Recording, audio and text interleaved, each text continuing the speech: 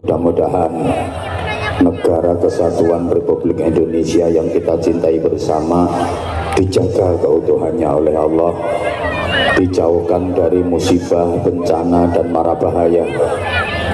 Untuk saudara-saudara kita yang sedang diuji dengan musibah, mudah-mudahan diberikan ketabahan, kesabaran, kekuatan, diberikan ganti yang sebaik-baiknya. Yang diwafatkan Allah mudah-mudahan wafat dalam keadaan syahid. Al-Fatihah.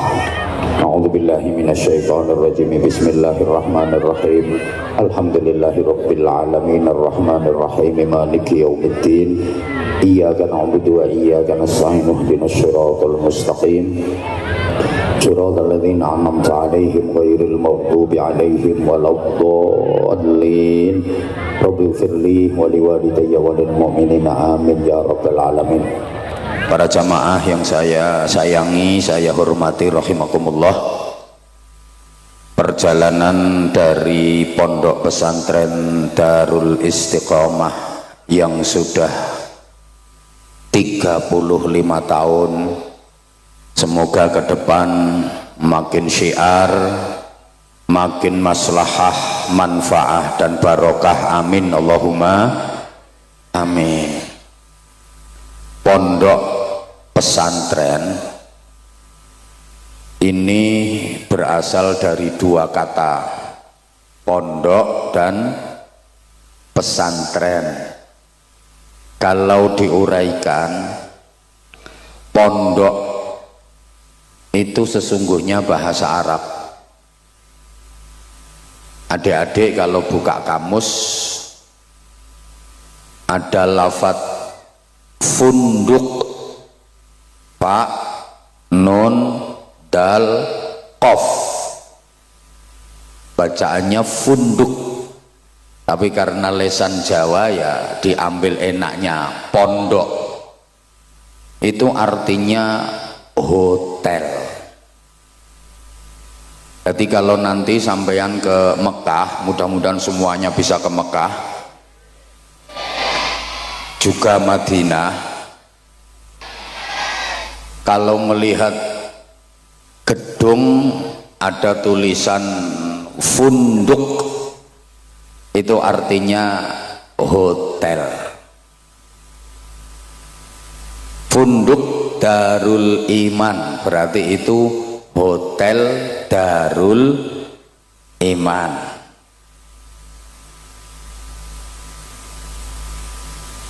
Funduk Darut Taqwa berarti niku artinya hotel Darut Taqwa.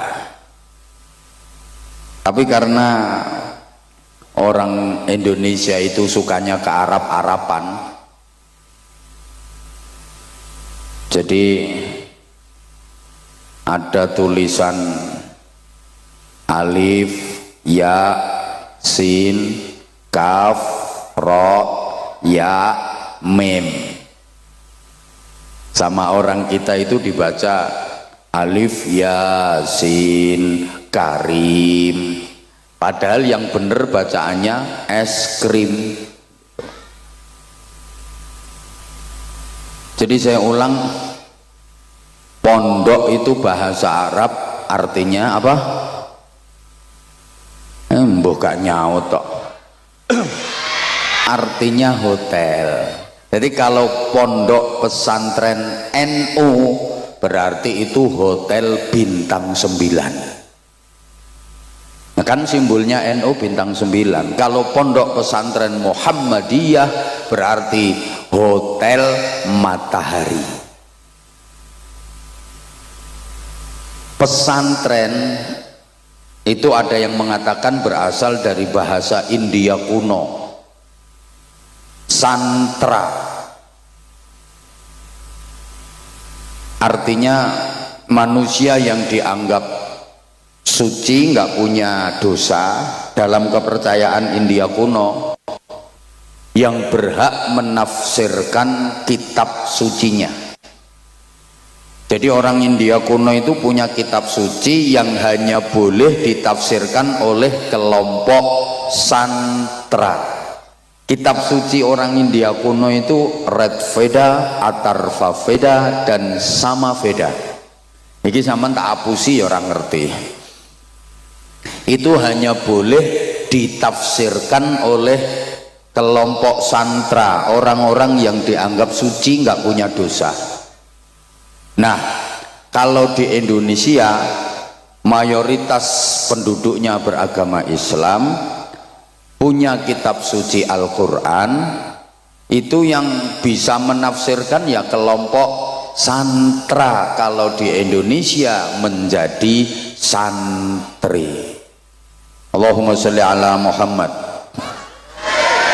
Kalau diurut sejarahnya, mulai zaman Nabiullah Ibrahim alaihi salam, Allah mengutus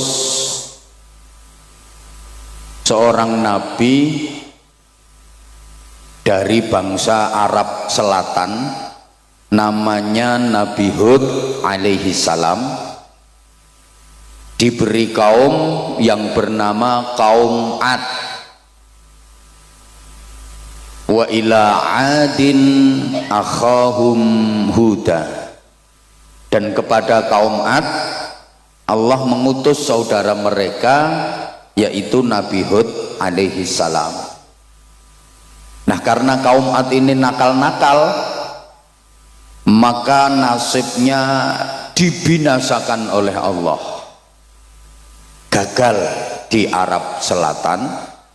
Kemudian Allah mengutus nabi dari bangsa Arab Utara, namanya Nabi Shalih alaihi salam, diberi kaum yang disebut dengan kaum Samud. Wa ila samuda akhahum Shalihah, dan kepada kaum Samud Allah mengutus saudara mereka Nabi Shaleh. Kaum Samud ini juga nakal-nakal, nasibnya ya dihancurkan oleh Allah. Di Arab Utara juga gagal, Arab Selatan gagal, Arab Utara gagal. Kemudian Allah mengutus Nabi la minal kiduli wala minal lori bal minat tengai, bukan dari Arab Selatan, bukan dari Arab Utara, tapi dari Arab Tengah. Dipilihkan dari suku yang terkenal paling fasih lesannya, paling gagah tubuhnya, paling ganteng wajahnya.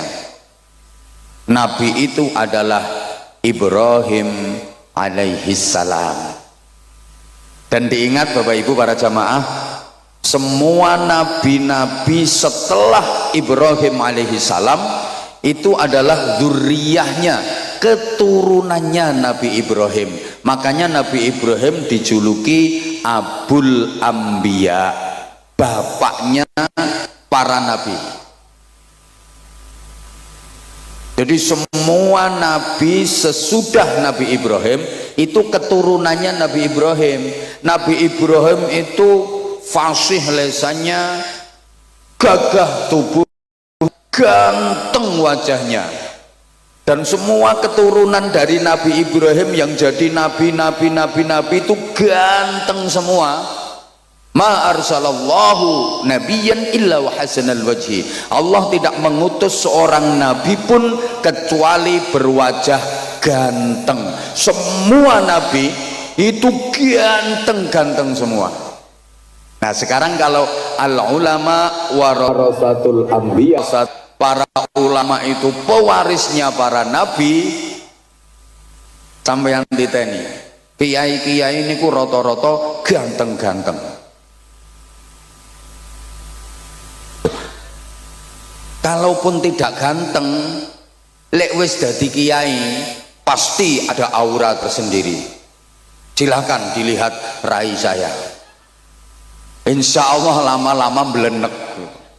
Lah umpama ora ganteng pripun? Nggih mboten napa-napa, wong niku mboten dadi syarat kok. Innallaha la yanzuru ila suwarikum wala ila ajsadikum wala ila ahzabikum walakin yanzuru ila qulubikum wa niyatikum. Allah tidak menilai wajahmu, bodimu, nasab keturunanmu, tapi yang dinilai Allah adalah hatimu, niatmu, iman dan takwamu. Nah, ini dalile kiai sing orang ganteng kaya sing ceramah iki. Allahumma sholli ala Muhammad. Udah, saya lanjut. Tolong adik-adik jangan rame ya, biar ngajinya bisa tertib sayang. Nabi Ibrahim punya putra dari istri yang bernama Siti Hajar. Putra tersebut bernama Ismail alaihi salam. Oleh Allah diberi pusaka namanya Masjidil Haram. Nabi Ibrahim punya putra lagi dari istri yang bernama Siti Sarah. Putra tersebut bernama Ishak alaihi salam. Oleh Allah diberi pusaka Masjidil Aqsa. Makanya Isra-nya Rasulullah itu napak tilas pusaka Nabi Ismail dan pusaka Nabi Ishak. Isra-nya Rasulullah kan minal Masjidil Harami ilal Masjidil Aqsa. Sampai sini paham? Dari Nabi Ismail ini melahirkan keturunan bangsa Arab. Jadi negara-negara Timur Tengah itu banyak keturunan Nabi Ismail. Nabi Ishak punya anak namanya Yakub alaihi salam. Dari Nabi Yakub ini yang melahirkan bangsa Israel. Bangsa Israel ini bangsa wong pinter. Bahkan gudangnya Nabi itu Bani Israel. Rata-rata Nabi itu berasal dari Bani Israel. Cuma memang serakah. Bukan hanya soal ekonomi saja, sampai soal nabi saja. Mereka itu nggak mau menerima nabi yang bukan keturunan Bani Israel. Maka sampai sekarang pun mereka tidak mau mengakui Rasulullah Muhammad SAW, karena Nabi Muhammad bukan keturunan Bani Israel, tapi Nabi Muhammad berasal dari keturunan Nabi Ismail. Jadi bangsa Israel itu begitu. Kalau ada nabi yang bukan keturunan Israel, itu berusaha untuk diisraelkan. Contoh Nabi Ayub alaihi salam. Nabi Ayub itu nabinya bangsa Eropa, tepatnya di negara Yordania. Nah, akhirnya Nabi Ayub ini diambil cucu menantu sama Nabi Yusuf, dinikahkan dengan Siti Sarah, cucunya Nabi Yusuf. Setelah dinikahkan dengan Siti Sarah, Nabi Ayub diboyong ke Israel. Maka bangsa Eropa kelangan nabi. Tapi lumayan, wis tahu duwe nabi, senajan akhirnya kelangan, tapi kan wis tahu duwe nabi. Daripada Indonesia ini setiap ada nabi pasti palsu. Saiki ngaku nabi, rong dino kas tangkep polisi. Duh, masih ingat nggak? Indonesia ini dulu banyak nabi-nabi palsu. Ada nabi namanya Ahmad Musaddiq, guru olahraga. Katanya ditemui malaikat Jibril itu di Bogor. Ngapain malaikat Jibril kelayapan sampai Bogor? Ada nabi lagi namanya Suyuti, tukang cukur. Indonesia ini luar biasa. Di Malang ada nabi namanya Yusman Roy, itu yang mengajarkan sholat boleh diterjemah. Jadi kalau takbiratul ihram bukan Allahu Akbar tapi Allah Maha Besar. Nah, kena wong Betawi ya Allah gede banget.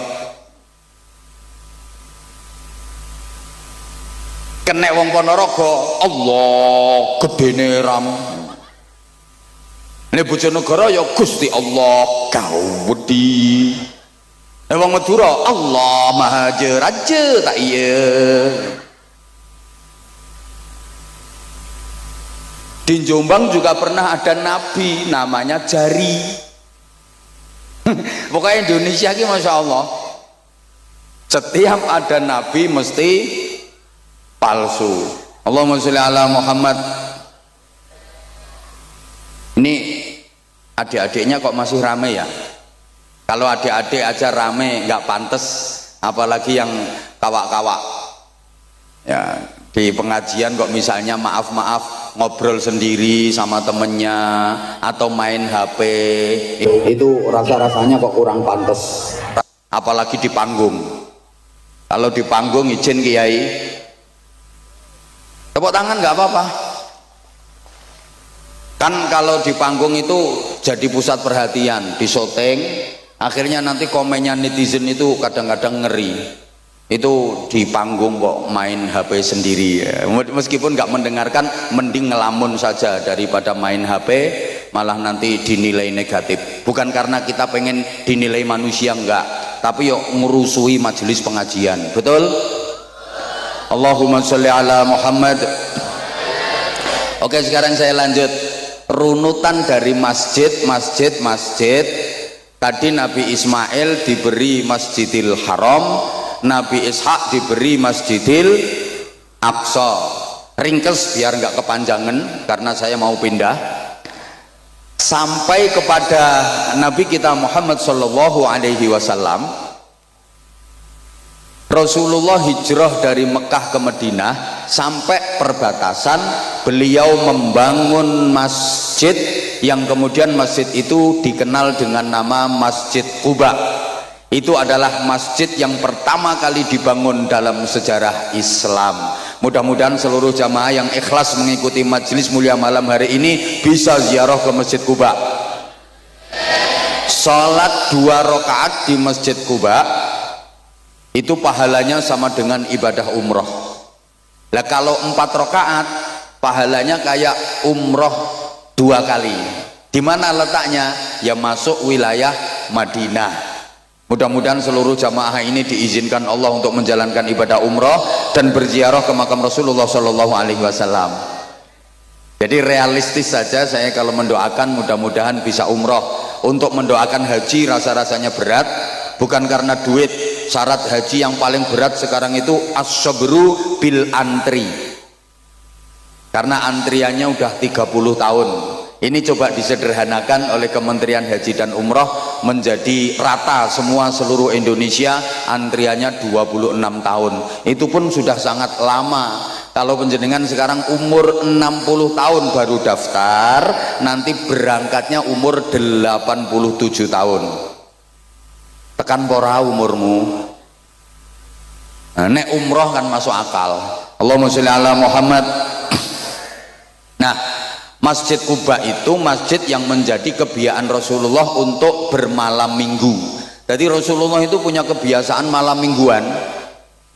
Tapi malam mingguannya Rasulullah Sabtu sore berangkat dari rumah menuju Masjid Quba, imma masyian wa imma raqiban. Kadang-kadang jalan kaki, kadang-kadang berkendara. Dari rumah Rasulullah sudah wudhu, sampai Masjid Quba nggak batal wudhunya, kemudian sholat di situ. Dan Nabi bersabda, siapa yang berwudhu dari rumah, bersuci dari rumah, kemudian menuju ke Masjid Quba melaksanakan sholat 2 rakaat, maka dapat pahala seperti umroh. Kenapa Rasulullah setiap Sabtu sore menuju Masjid Quba? Beliau tabarrukan dengan turunnya ayat la masjidun ussisa 'alat taqwa. Maka manusia itu nilainya dari takwanya, bukan dari pangkat jabatan kedudukannya, bukan dari kekayaan dan harta bendanya, bukan dari kepandaian dan kepintarannya. Maaf. Maka yang diberi titipan ilmu, kepandaian, kepintaran jangan pernah disombongkan, karena nilai manusia bukan dari situ. Toh ilmu itu juga milik Allah, hanya titipan. Kalau Allah pengen mencabut ilmu, gampang, diuntir saraf otake sidik wae, cetik langsung lolak-lolak. Digawe pikun nilontek ilmune, betul? Ya Allah, sekarang aja koyok pinter-pinter, semua pertanyaan bisa jawab, gak ono yang balik. Ora usah sombong, turu lho wis ora kena dijak takoni. Betul? Demikian pula yang diberi titipan berupa harta, kekayaan, duit akeh, jangan pernah disombongkan. Nilai manusia bukan dari itu. Allah kalau pengen mencabut harta, kekayaan gampang. Sekarang kaya, diwalik grembyang, jatuh kismin. Kismin ki sak ngisore miskin. Nelongso. Ya kalau tadinya miskin jadi kaya, paling-paling kaget. Nah kalau tadinya kaya jadi miskin, stres. Gini apa enggak? Ya Allah, ini didengerin apa enggak ya? Pangkat, jabatan, kedudukan juga titipan Allah, ndak usah disombong-sombongkan. Allah menilai manusia bukan dari di dunia ini kamu pangkatnya apa, jabatannya apa, ndak. Pangkat jabatan ada habisnya kok, pensiun entek, kadang-kadang belum pensiun ada, belum purna aja udah selesai pangkatnya, betul? Nah, kadang ada di titipi pangkatnya sombongin, nek melakukan degek kesenggol siti nesu-nesu, jangan macam-macam saudara sama saya. Saudara nggak tahu siapa saya, loh lali jenenge dewe. Padahal pangkatnya opo, wakil RT.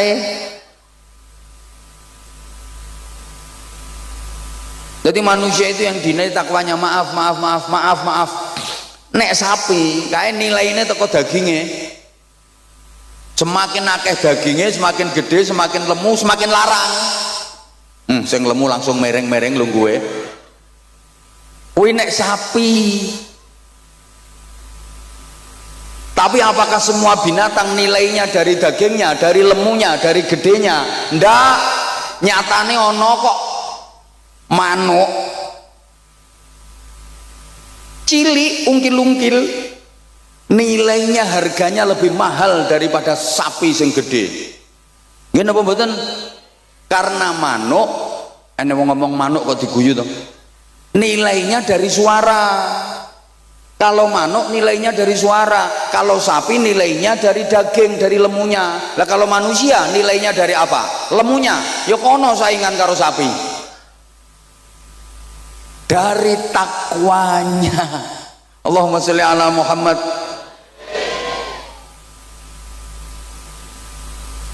Masuk ke jantung kota Madinah, Rasulullah langsung nyari tempat yang strategis untuk membangun masjid. Yang masjid itu sekarang kita kenal dengan nama Masjid Nabawi di Madinatil Munawwarah. Bapak Ibu para jamaah, setelah selesai membangun masjid, Rasulullah menentukan tempat yang istimewa dengan sabdanya, ma baina baiti wa mimbari raudhatun min riyadil jannah. Tempat antara rumahku sampai dengan mimbarku adalah taman di antara taman-taman surga. Tempat itu sekarang dikenal dengan nama Raudhah, yang menjadi tujuan nomor satu siapapun yang ziarah ke Madinah, siapapun yang ke Masjid Nabawi, target utama nomor satu mesti pengen ke Raudhah. Yang sekarang untuk bisa masuk Raudhah itu nggak sembarangan, harus antri dan pakai tasreh. Kalau nggak ada tasreh atau izin masuk, nggak bisa masuk. Kenapa tempat itu begitu istimewa? Ya karena Rasulullah saja menyebut itu adalah taman surga. Sholat, zikir, berdoa, iktikaf di situ sama dengan berada di taman surga. Masya Allah, rebutan mereka. Nah, kenapa tempat itu yang dinamakan taman surga? kok bukan semua bangunan Masjid Nabawi disebut taman surga semua, kok hanya tempat itu yang ukurannya kurang lebih 28 kali 16 meter, kurang lebih, saya sendiri nggak sempat meteri. Kenapa hanya tempat itu yang disebut taman surga? Kok enggak seluruh bangunan masjid disebut taman surga? Karena di tempat itulah Rasulullah mendirikan pondok pesantren.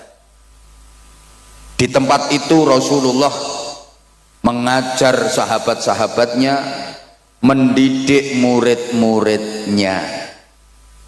Jadi pondok pesantren itu mulai zaman Rasulullah sudah ada.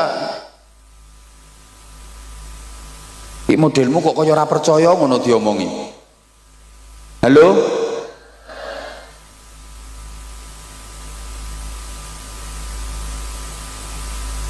Pondok pesantrennya Rasulullah itu namanya Raudhatun min Riyadil Jannah, taman surga. Maka semua pondok pesantren yang ada di dunia ini besok akan diangkat oleh Allah menjadi bagian dari taman surga, termasuk Darul Istiqomah. Lah penghuninya siapa?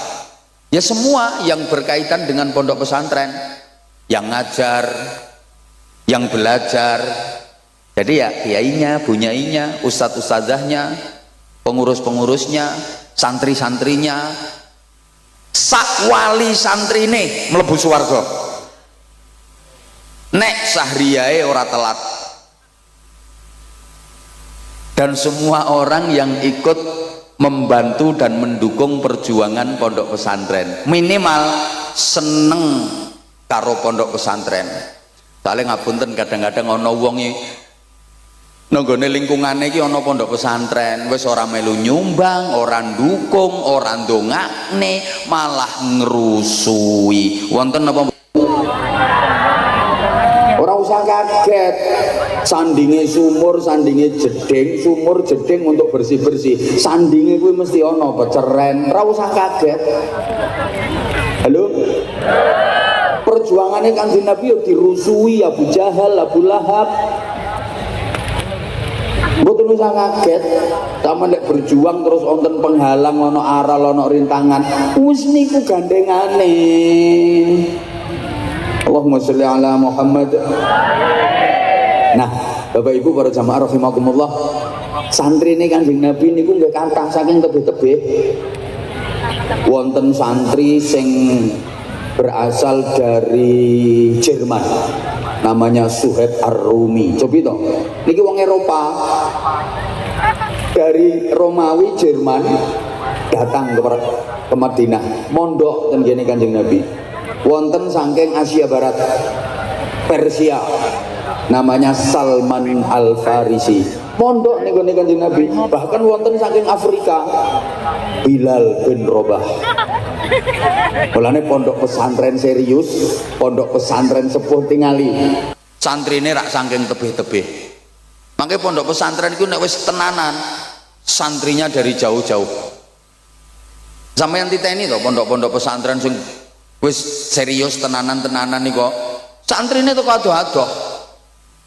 Mulane ngapunten lek santrine lagi ngutek sak RT 2 RT ya aja berbangga diri dulu. Niku nembe rodok pondok. Kiai nek serius niku santrine mesti saking tebih-tebih. Iki ngrungokne ora to wong-wong iki. Saman koyoke ora percaya nek Kanjeng Nabi nggih pondok pesantren. Nggih, sahabate Kanjeng Nabi itu ada yang dikenal sahabat Ansor, ada sahabat Muhajirin. Sahabat Ansor itu yang asli penduduk Madinah. Sahabat Muhajirin itu asli penduduk Mekah, hijrah pindah ke Madinah. Nah, ini ada sahabat yang la minal Ansor wa la minal Muhajirin. Bukan sahabat Ansor, bukan sahabat Muhajirin. Ini manggone nonggone teras-terase masjid, nonggone emper-empere masjid.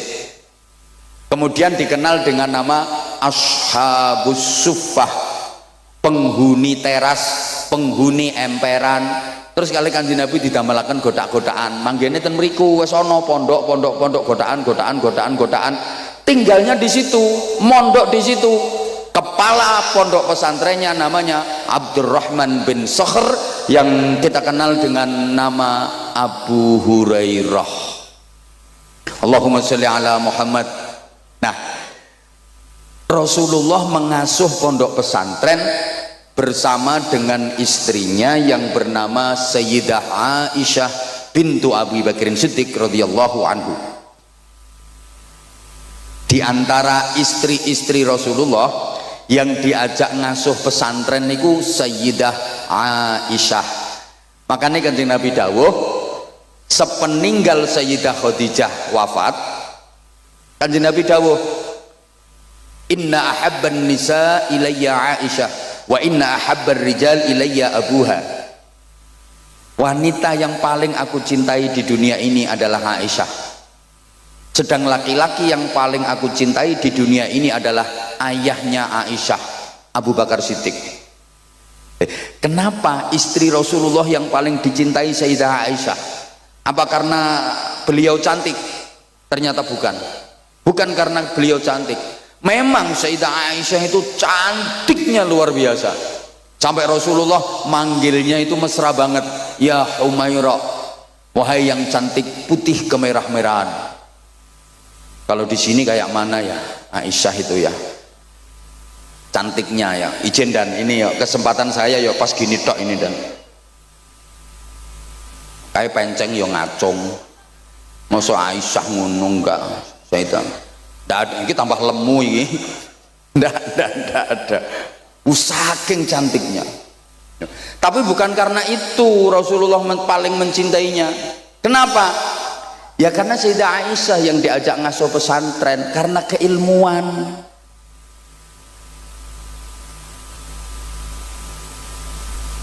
Rasulullah mengajar sahabat. Kemudian para sahabat mengajar muridnya, yang generasi muridnya sahabat itu disebut tabi'in. Napa Bu? Pisan maneh sampean kersane ngertos selama ini kan mek krungu tabi'in tabi'ihim bi ihsanin ila yaumiddin, tapi ditakoni tabi'in ki apa? Mbah, pokoke tabi'in. Generasi tabi'in niki murite sahabat, lek sahabat murite Kanjeng Nabi. Ayo tuh sayang nyaut, sahabat ki murite Kanjeng Nabi. Lah nek tabi'in murite sahabat, ngoten. Lah sampai generasi tabi'in ini didhawuhaken farubba muballighin au'a min sami'in. Akeh wong sing dikandani luwih bisa madai ilmu tinimbang sing krungu langsung. Sing krungu langsung teko Kanjeng Nabi para sahabat. Kalau tabi'in ora krungu langsung teko Kanjeng Nabi tapi dikandani para sahabat. Banyak generasi tabi'in yang lebih bisa menampung ilmu dibanding para sahabat. Makanya kalau kita teliti Bapak Ibu para jamaah, khususnya ustadz dan ustadzah, disiplin-disiplin keilmuan dalam Islam itu banyak yang lahirnya pada generasi tabi'in. Kayak ilmu tafsir, ilmu usul fikih, ilmu nahwu, itu lahirnya pada masa tabi'in. Zaman sahabat belum ada. Sampean pernah dengar Sayyidina Abu Bakar Siddiq bahas nahwu misalnya, Sayyidina Umar bin Khattab bahas sorob? Tidak ada. Allahumma sholli ala Muhammad. Jadi disiplin-disiplin keilmuan berkembang pesat, melahirkan berbagai macam disiplin ilmu itu pada generasi tabi'in. Nuwun sewu. Makanya biasanya pondok pesantren akan mengalami masa keemasan itu di generasi ketiga, cucu. Caniki Darul Istiqomah kan baru generasi kedua, betul? Astagfirullah, orang nyauti. Pendirine sampun sedo. Kan ini namanya generasi ke dua. Belum masa keemasan. Istiqomah, Darul Istiqomah harus tetap optimis. Biasanya Puncaknya pada generasi ketiga. Putra-putrane beliau-beliau. Nek beliau-beliau ki sek dereng niki wong sek kaya ngene modele. Ijen Kiai.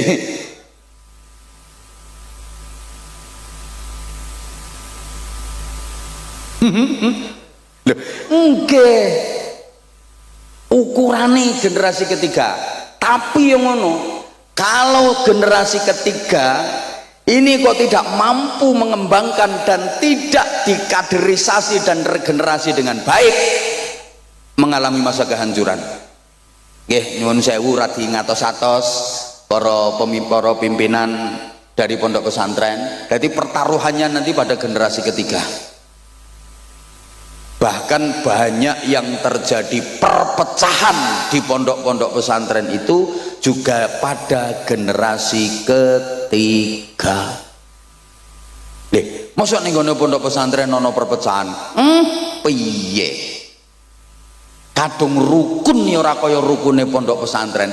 Kadung pecohan ya ora kaya pecohane pondok pesantren.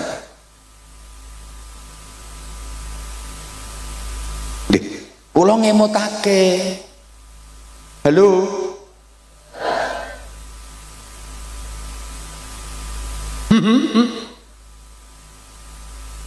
Lenggih niki pun kathah kejadian pada generasi ketiga pondok pesantren mengalami masa kejayaan, mengalami masa keemasan. Tapi juga banyak pada generasi ketiga itu pondok pesantren mengalami masa kehancuran. Artinya kehancuran itu ya entek santrine, hanya tinggal nama. Loh, saya tidak memeden-medeni, ndak. Tapi bagaimana para sahabat mendidik murid-muridnya tabi'in menjadi generasi-generasi hebat, sehingga ini bisa dijadikan ukuran. Seorang guru disebut sukses kalau bisa mempunyai murid yang kapasitas dan reputasinya melebihi gurunya. Allahumma sholli ala Muhammad. Saya ulang, kiai disebut sukses kalau mempunyai santri yang reputasinya bisa melebihi kiainya. Itu baru sukses. Sama halnya orang tua disebut sukses dan berhasil kalau mempunyai anak yang reputasi dan prestasinya melebihi orang tuanya. Izin, saya bisa dan berani mengatakan ini Pak Kapolsek ya. Bapaknya Pak Kapolsek itu orang sukses karena bisa mendidik dan membimbing putranya, mengantarkan putranya sampai menjadi Kapolsek. Izin Pak Kapolsek, bapaknya profesinya bapaknya petani, perangkat desa, petani, tukang dakwah, tukang idak-idak sawah. Izin, tapi bisa mengantarkan putranya menjadi Kapolsek. Berarti ini yang hebat bapaknya, bukan Kapolseknya. Izin, rasa dikeploki wong sing hebat bapake. Nah, Pak Kapolsek ini berhasil apa enggak, sukses apa enggak, lihat nanti putra beliau. Nah, kalau putra beliau bisa jadi Kapolres, sukses ini Pak Kapolsek. Lah nek bapake Kapolsek kok putrane Hansip, gagal berarti Kapolsek. Izin dan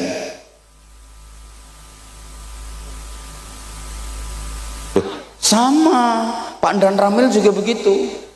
Yang hebat itu bukan Dan Ramilnya, ayah beliau. Mungkin ayah beliau petani, mungkin ayah beliau pedagang, tapi bisa mendidik, mengantarkan menjadi kapten. Putranya menjadi Dan Ramil. Lah Pak Dan Ramilnya sukses apa enggak? Ya lihat nanti putranya Pak Dan Ramil. Kalau putranya nanti bisa jadi Dandim, Nah ini sukses berhasil Pak Dan Ramil. Putrane Pak Dan Ramil ketua RT. Ya berarti gagal Pak Dan Ramil. Saya juga mohon izin, saya bukan apa-apa, saya bukan siapa-siapa.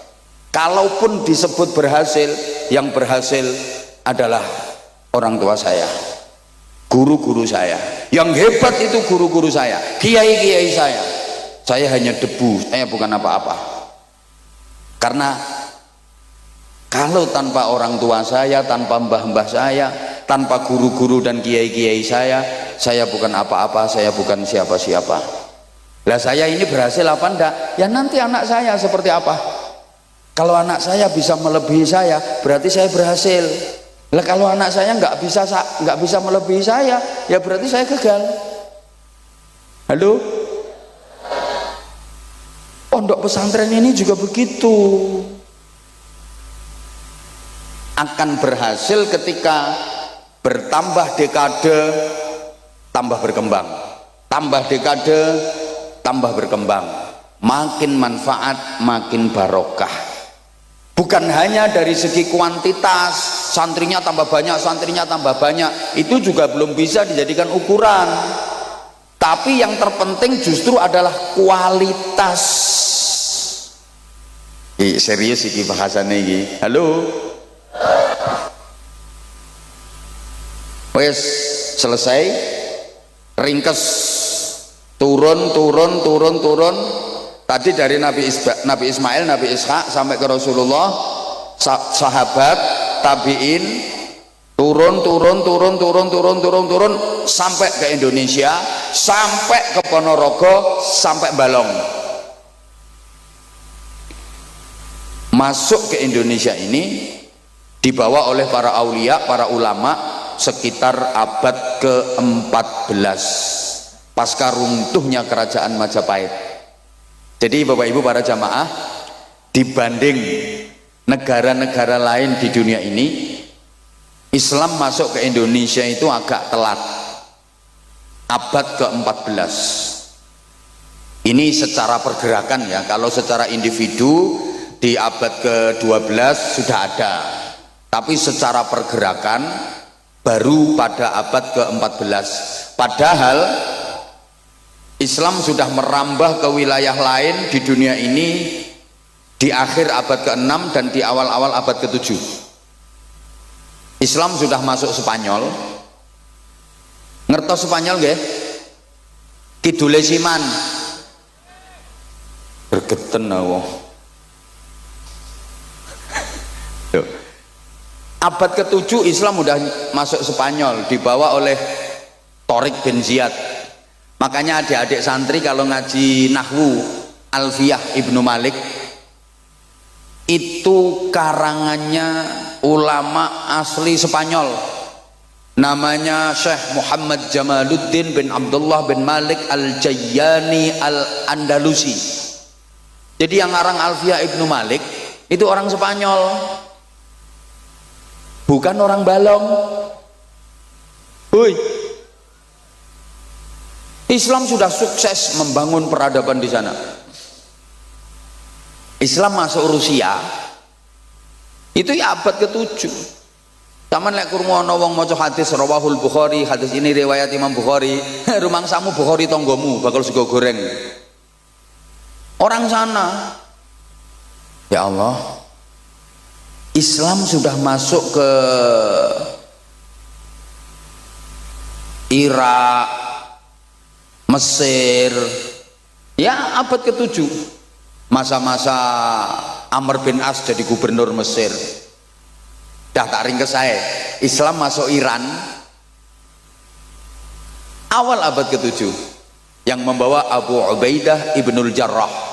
Makanya adik-adik santri Pondok Darul Istiqomah lek ngaji kitab Fathul Qorib Al-Mujib, itu karangannya siapa? Syekh Ahmad bin Husain bin Ahmad Al-Asfihani. Asfihan itu kota terbesar kedua di Iran setelah ibu kota Teheran, yang disinyalir menjadi pusat pengayaan uranium nuklir. Makanya Amerika Serikat itu takut sama kota Asfihan. Infonya, satelit pengawas keamanan Amerika Serikat selalu dihadapkan ke Asfihan. karena di situ menjadi pengayaan uranium nuklir. Ternyata Amerika Serikat yang katanya negara adidaya, negara superpower, negara kuat itu takut sama nuklir, kalah karo wong Ponorogo. Nuklir masuk Ponorogo dimakan, soalnya dadi bakso nuklir, ya toh. Ternyata wong Indonesia ki sakti-sakti, panganane bakso granat. Aku kapan itu pas lewat di Ponorogo ki ono warung itu tulisane sedia nasi bebek sambal mercon. Wong Ponorogo sambelnya mercon. Indonesia ini ternyata sakti-sakti. Bener, tongsengnya dipangan, tong karo seng lo dipangan. Loh. Bocah cilik-cilik, cambalong cilik-cilik doyan molen jajal. Molen ini dipangan karo cah cilik-cilik.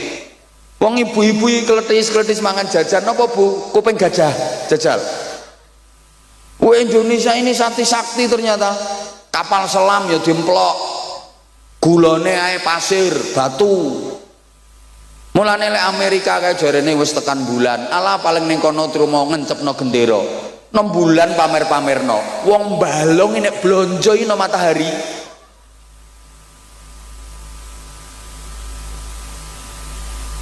Ya ora kobong kok. Ya Allah ya Karim. Wes. Jadi Islam masuk ke Indonesia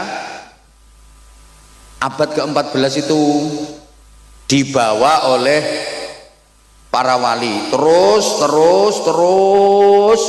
sampai masa penjajahan. Nah, ini nanti bagaimana peran ulama, kiai, santri dan pondok pesantren untuk Republik tercinta ini. Pada masa penjajahan, mohon izin Pak dan Ramil, Pak Kapolsek, yang menggelorakan semangat patriotisme untuk melawan kolonialisme. Aduh, kakek isme itu jelas bingung. Muga-muga sing tak omongi paham. Soalnya ketoke sing tak omongi iki wonge ayu-ayu tapi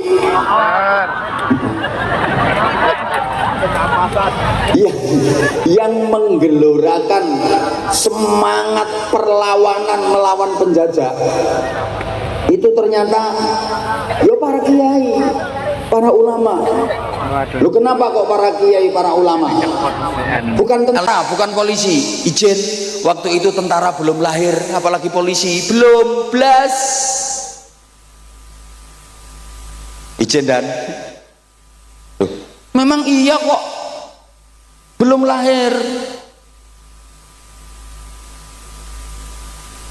Masyarakat itu kalau ada urusan apapun larinya ke kiai. Dulu, halo, sampai anaknya masyarakat Indonesia ini kan nggak boleh sekolah sama Belanda. Dan nanti kalau anaknya orang Indonesia ini sekolah, pinter-pinter, wah bahaya, bisa melakukan perlawanan kepada penjajah. Nggak boleh sekolah. Yang boleh ikut sekolah khusus anaknya bangsawan, minimal anaknya bupati. Anaknya bupati ke atas yang ningrat, yang bangsawan saja yang boleh ikut sekolah. Bupati mengisor, anak-anaknya gak oleh melu sekolah. Kayak anaknya camat, anaknya kapolsek, anaknya dan ramil, orang itu melu sekolah. Lalu terus pendidikannya bagaimana? Semua larinya ke pondok pesantren. Pendidikan dari anak-anak masyarakat semuanya ke pondok pesantren. Dan di pondok pesantren itulah mereka digembleng untuk mencintai tanah air. Ditanamkan kuat hubbul waton minal iman, cinta tanah air bagian dari iman. Ditanamkan kuat melawan penjajah, hukumnya fardu ain. Kalaupun mati, matinya mati syahid. Itu ditanamkan di pondok-pondok pesantren. Mulane masyarakat niku nek karo kiai manut. Jadi problematika keumatan itu bisa diselesaikan pada tingkat kiai. Zaman biyen ngoten. Masyarakat itu urusan apa wae marane rak tenggene kiai. Nggih napa nggih? Lho, nganti tekan saiki masyarakat lek karo kiai manut. Mulane lek badhe pilih-pilihan ngoten nika, mbah pilihan kepala daerah, mbah pilihan DPR. Yo calon-calon iki mesti do marana nggone kiai, lebet kok main kiai. Dijaluki soalnya ngerti nek masyarakat manut karo kiai. Sing arep nyalon kae. Demoro kabeh nang ngene kiai. Walaupun kok nek wis dadi yo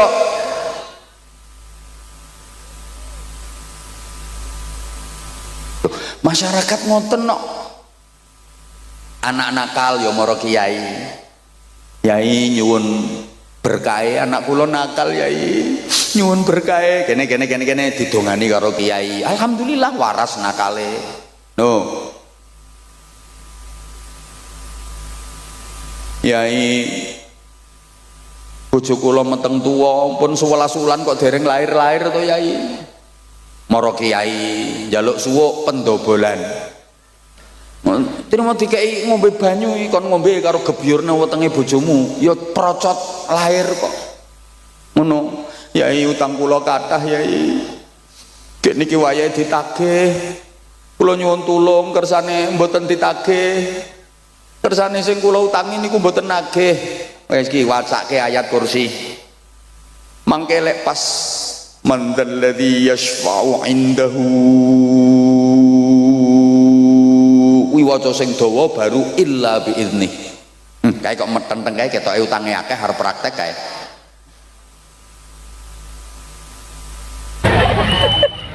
Ngono. Tenan kok. Utang kula kathah yai nyuwun dongane kersane cepet lunas. Gampang. Wacake ayat kursi ping 10.000 tanpa ambekan. Lunas sak wong-wonge. Ono apa mawon wong biyen niku mara kiai kok. Yai bojo kula niki kok cerewet eram. Esuk ngomel lawan ngomel sore ngomel kula nyuwun donga sing kena nggo mbungkem cangkeme wong wedok yai.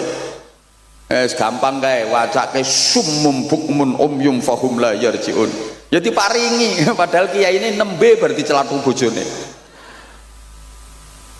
Malah ana donga Jawa nek iki jan ampuh tenan iki. Penting iki kanggo bapak-bapak sing bojone cerewet.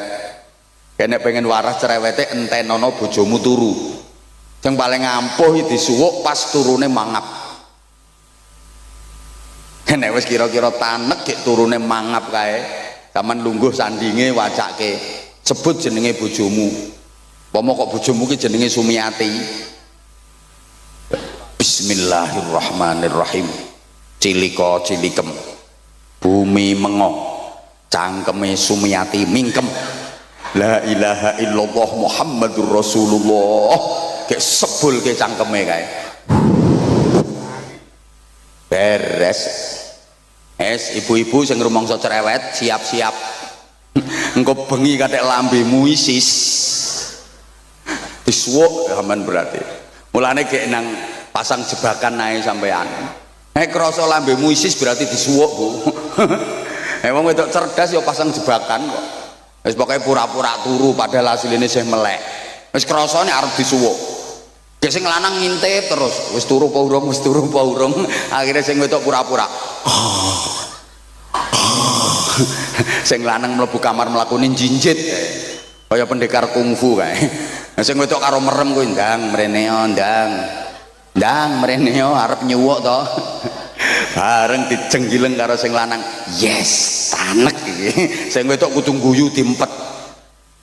Sing lanang leh mantep kae. Auzubillah. Bismillahirrahmanirrahim. Cilikep.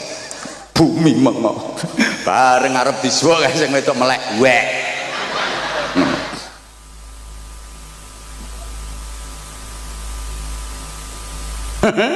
Lho, biyen ngono kok.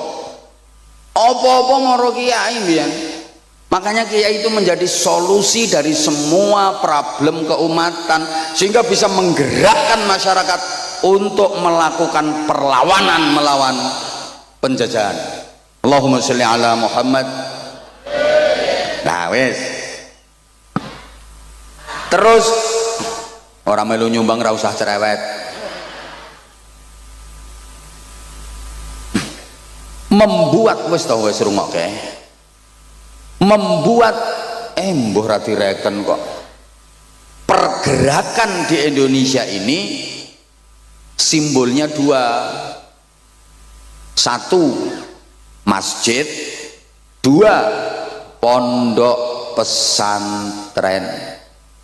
Nggih itibake datang Kanjeng Nabi Muhammad sallallahu alaihi wasallam. Nggih tiru Kanjeng Nabi. Makanya rata-rata pondok pesantren niku mbah masjid, mbah musola, mbah aula agung kuwi mesti wis. Biasanya tata letake kaya ngono kuwi. Terus ana godaan kamar-kamare santri. Muga-muga paham. Kae nek cara pewayangan kae gunungan kuwi simbol masjid. Nggo ngumbah, nggo resik-resik, nggo ndidik, nggo gembleng. Nah, sebelah kiwa Kurawa. Kae sing bala Kurawa kae mesti ditata nang gone sebelah kiwa ning gunungan. Ana dalang leh nata Kurawa kok derek nang gone tengen kuwi dalang bingung. Mesti manggone nang kiwa. Lah Pandhawa manggone nang tengen. Kurawa ki simbol angkara murka, Durjana. Pandhawa ki simbol satriya sing wis bersih. Lah sing angkara murka Durjana sing mangkono sisih kiwa iki yen pengen dadi satriya, pengen bersih kudu diumbah, digembleng nanggone gunung. Wis mbok paham mbok ora ngene iki. Angel ngomongi wong sing rupane ayu tapi kok paham nggih? Ya wes nek wis paham. Iya. Lah saiki pondok pesantren niku nggo gembleng generasi-generasi hebat. Nun sewu adik-adik santri, sama ning pondok ki ora kudu dadi kiai, ora kudu dadi bunyai. Jadi apapun yang penting manfaat, yang penting barokah. Mergo pondok niku nggone barokah. Maaf, santri pondok kuwi aja diremehke. Senajan ketoke morot modal dan rata-rata tau gudiken. Ketoke sarungan klumbrak-klumbruk, rang romesi. Iki saiki ketok ganteng-gantengan perkara enek acara. Nah, coba le pas bendinane kae. Rang romesi. Tapi jangan diremehkan. Kenapa? Soale ilmune santri niku sanate nyambung ngantos Kanjeng Nabi.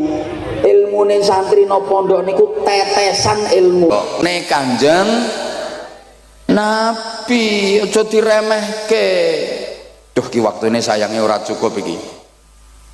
Lah saiki sing disebut ulama ki sing piye? Soalnya pondok ini nggon gemblengane rijalul ummah bareng.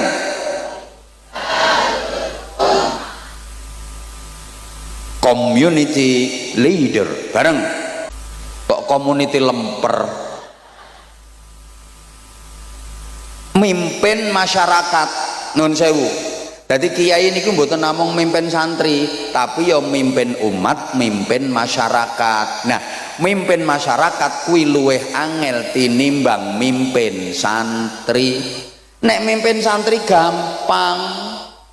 Santri pondok pesantren walaupun jumlahnya ribuan bahkan puluhan ribu mesti manut kalih kiyaine.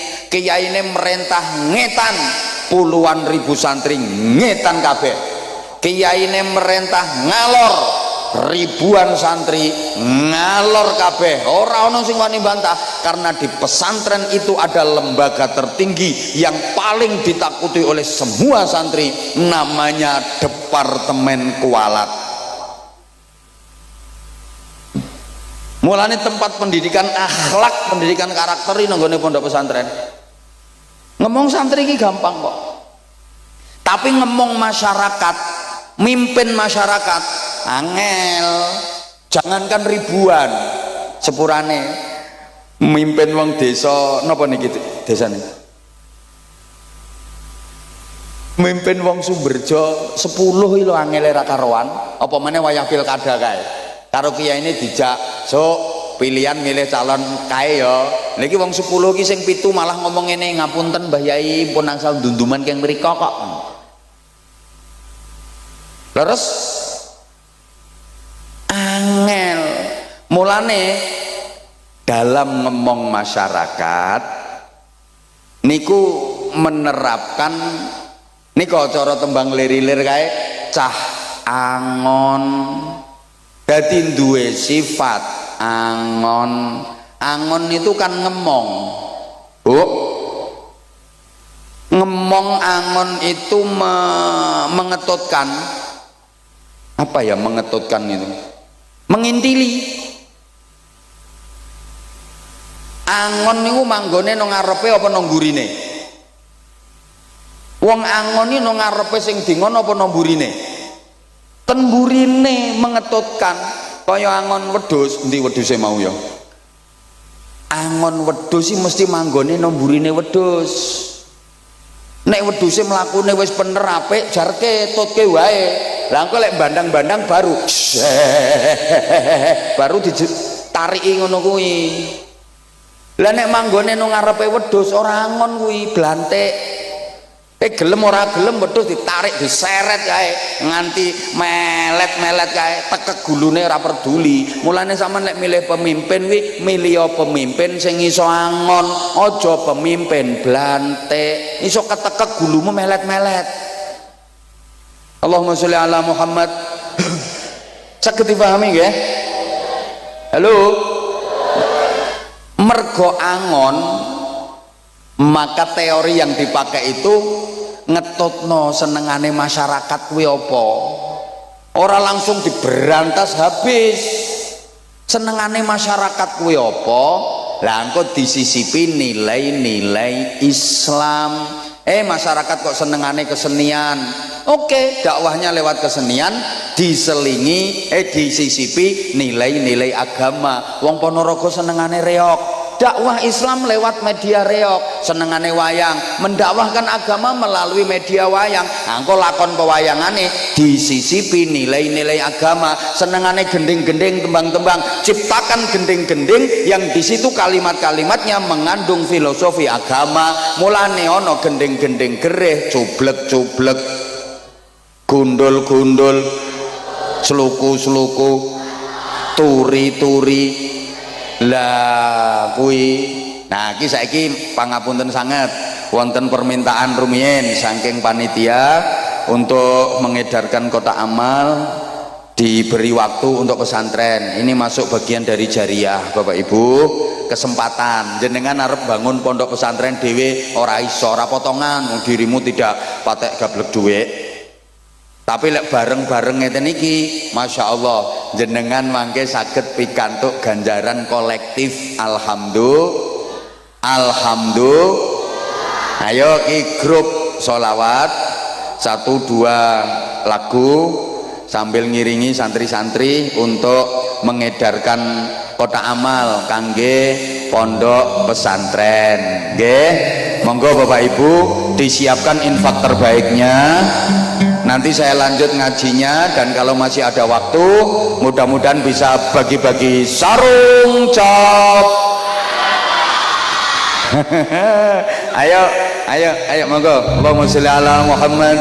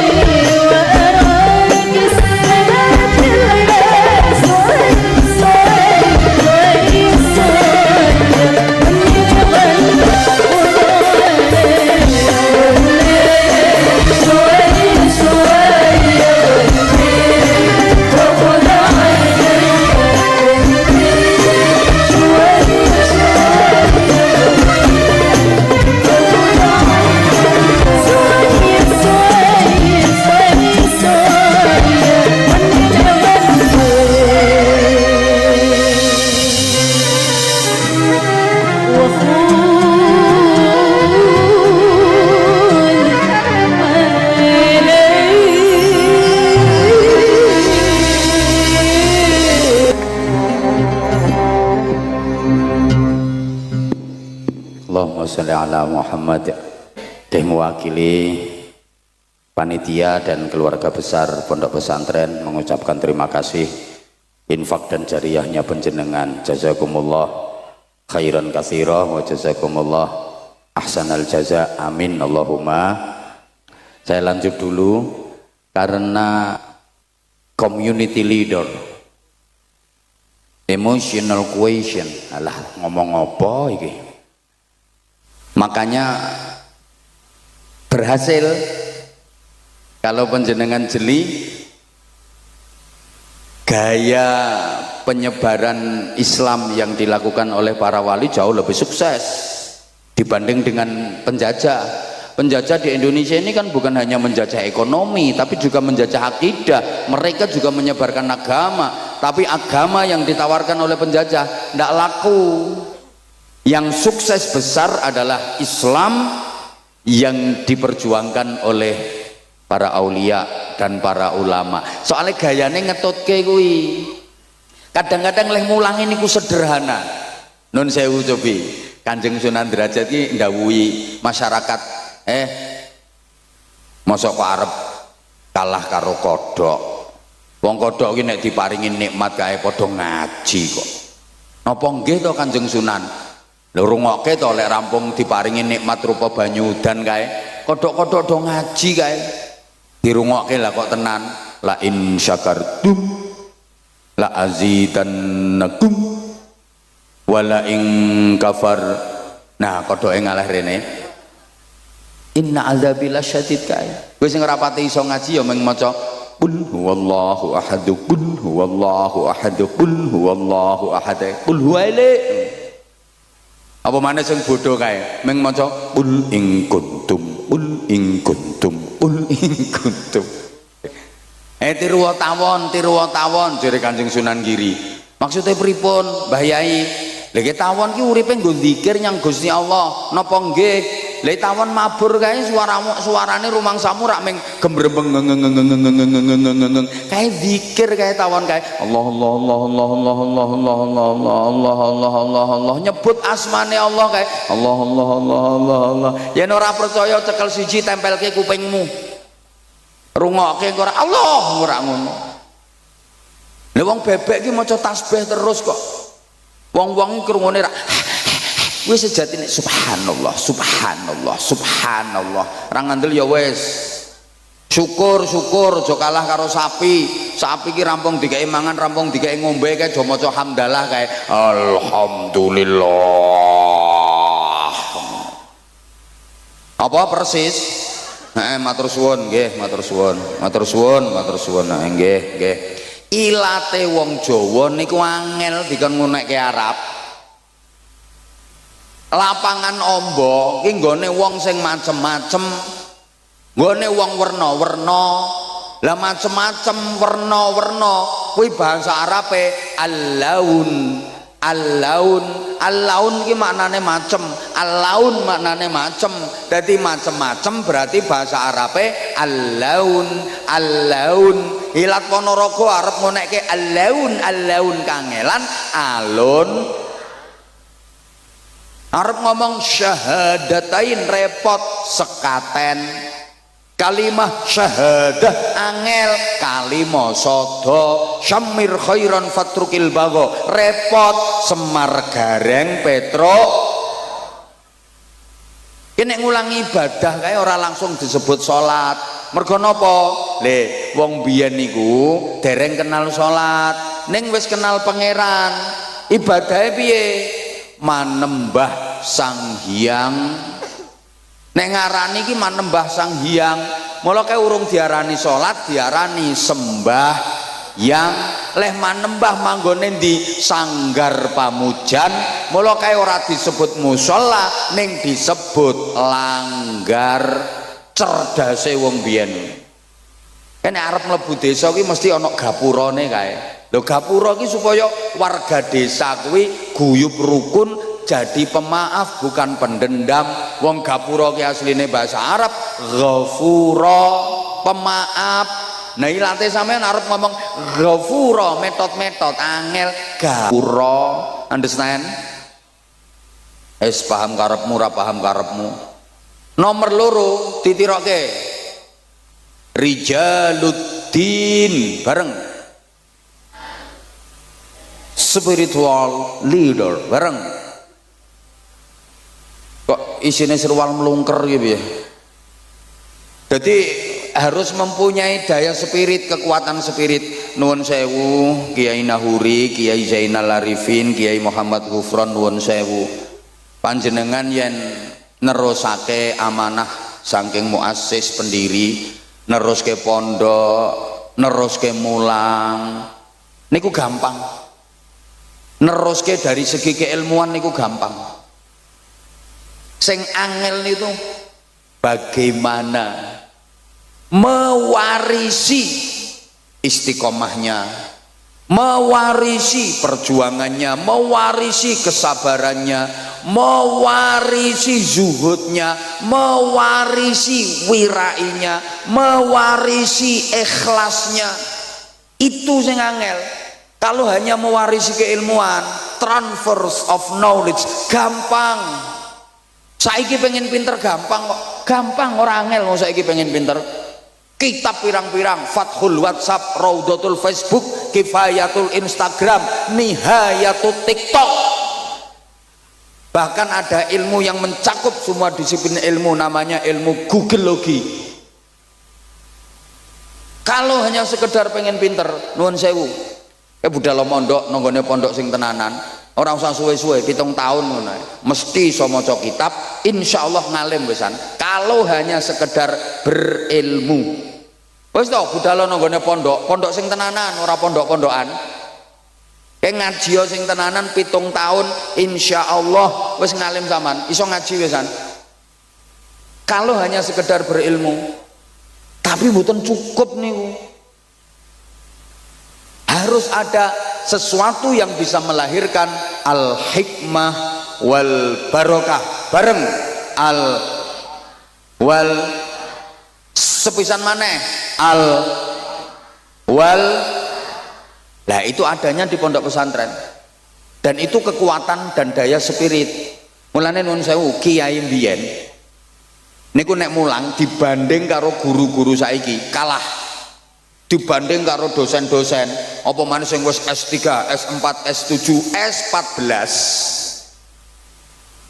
Oh kiai-kiai mbiyen kalah. Kiai mbiyen niku mboten enten sing gadah gelar akademis.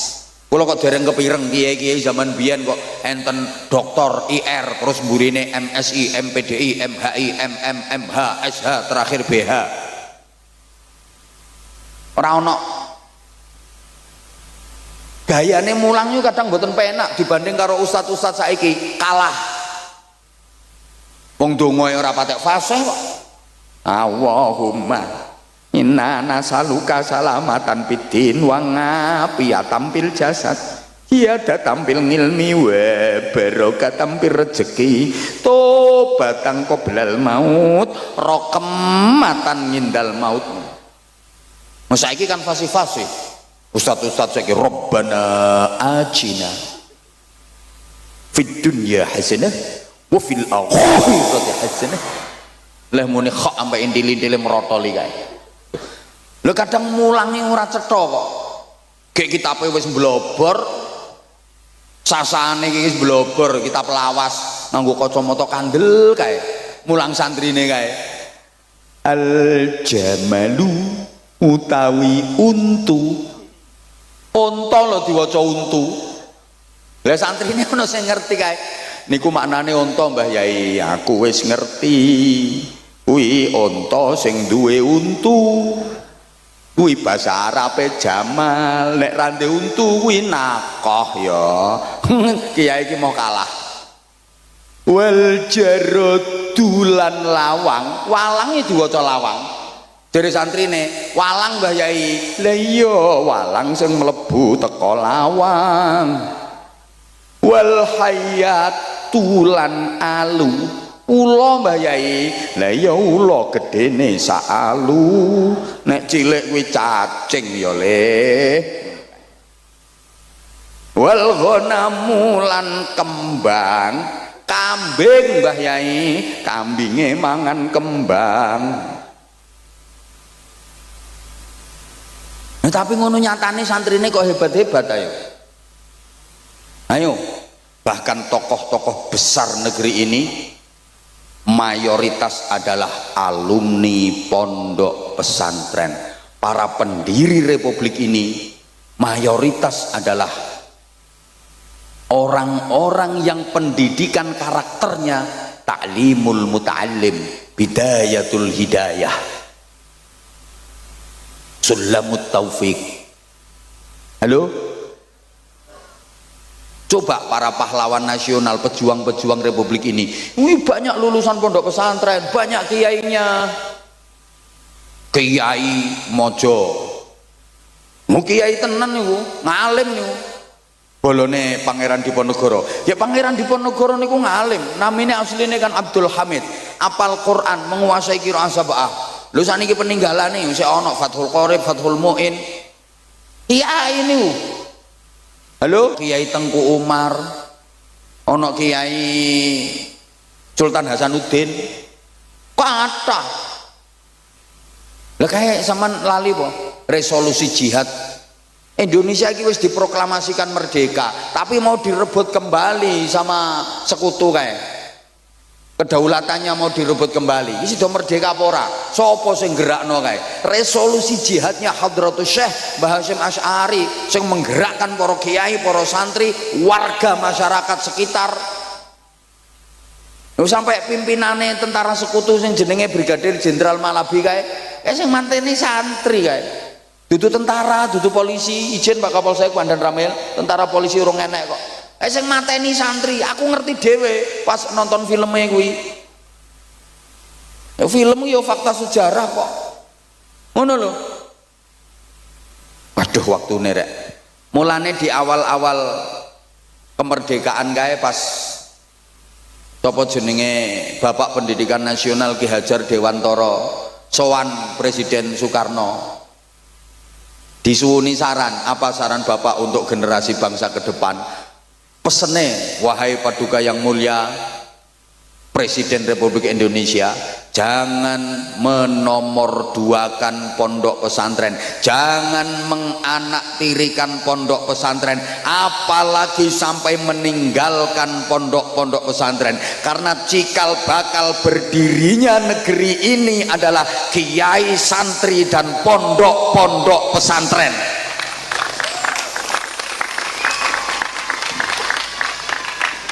Pondok pesantren melahirkan kemerdekaan, kemerdekaan baru melahirkan sekolahan sampai perguruan tinggi. Maka nenek diurut sekolahan, perguruan tinggi, putune pondok pesantren. Mulane lek ana pejabat diaturi undangan ten pondok kok kersa rawuh kaya Pak Camat, Pak Kapolsek, Pak Dan Ramil, insyaallah barokah. Apa maneh gelem melu nyumbang, ya ndukung dan seterusnya. Titenono pejabat sapa wae katik mengkhianati pondok pesantren mesti kuwalat, mesti tenanan iki. Halo